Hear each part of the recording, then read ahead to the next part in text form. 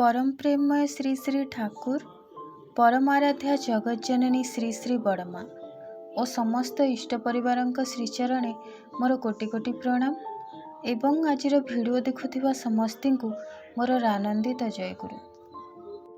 आजिर उपस्थापना प्रसंगटी हेउची नाम ध्यान फल। आपण माने भिडियो को शेष पर्यंत देखिबे। जदि भिडियोटी भल लगे तेबे चैनल को सब्सक्राइब करबा पई भूलिबेनी। नाम ध्यान करिले आपे आपे शब्द जागृत हुए। सक्रिय निष्ठार गभीरता जेते हुए ध्यानर गति मध्य सेते बेसी हुए। सेते शीघ्र नाम ध्यान भजन दरकार हुए। ध्यान आमर समस्त दिग को समृद्धि करी तोले।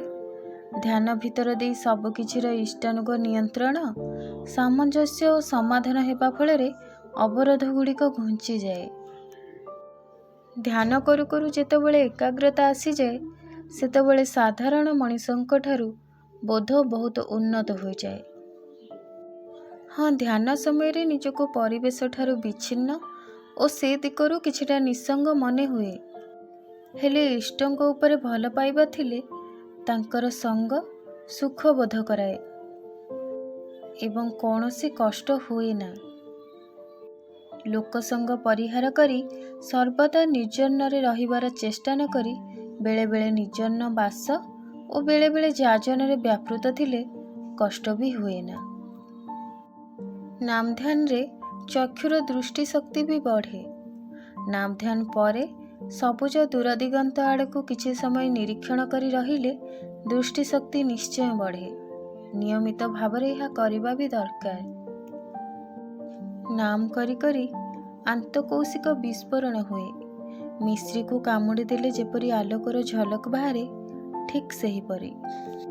नाम ध्यान करिले बहु समय रे शरीररु नाना प्रकार सुगंध बाहरे।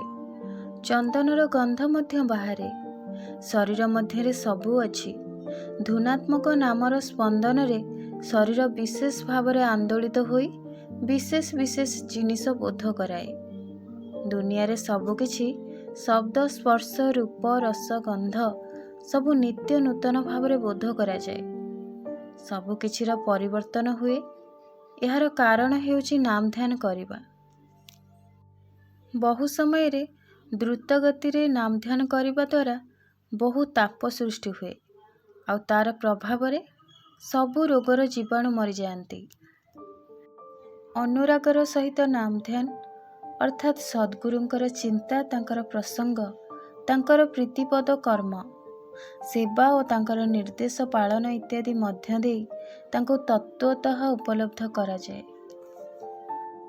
नाम ध्यान रे मस्तिष्कर कोष गुड़िक जेते अनुभूतिशील और ग्रहण मुखर हेउना काहेकि मनीष सुकेन्द्रिक नहेले किछि हुए ना। केन्द्रायित अनुरागरे इष्ट स्वार्थ प्रतिष्ठापन्नतारे समस्त कल्याणर महाशक्ति रे परिणत हुए। बाष्प चालित इंजिन जदि ठीक हुए ता मध्य दे यथायथ भाव में बाष्प चालन करा जाए ताहले विराट कार्यकारी शक्ति सृष्टि हुए।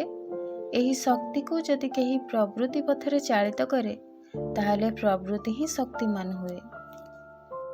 नाम ध्यान करिले जीवनी शक्ति बढ़ी जाए। नाम ध्यान जोगु सबु तो हुए। समस्त कार्य मध्यरे नाम करिबा फलरे अभ्यास और व्यवहार मध्य सचेतन भावे नियंत्रण करी हुए। नाम करिले प्रथमे मनरे भाव जागे आ भावटा जागिले तदनुजाई चलन और चरित्र पालन हुए। प्रकृत ध्यान फलरे इष्ट स्वार्थ प्रतिष्ठापन्नतार सूत्र अछिन्न रहे। कथा चालीचलन हाव भाव और रीतिनीति सबु किछिर भितर देई इष्ट स्वार्थ प्रतिष्ठा हुए।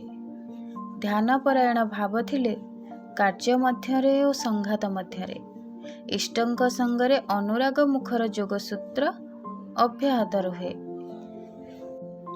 तेणु नाम ध्यान आमर जीवन रे खूब आवश्यक।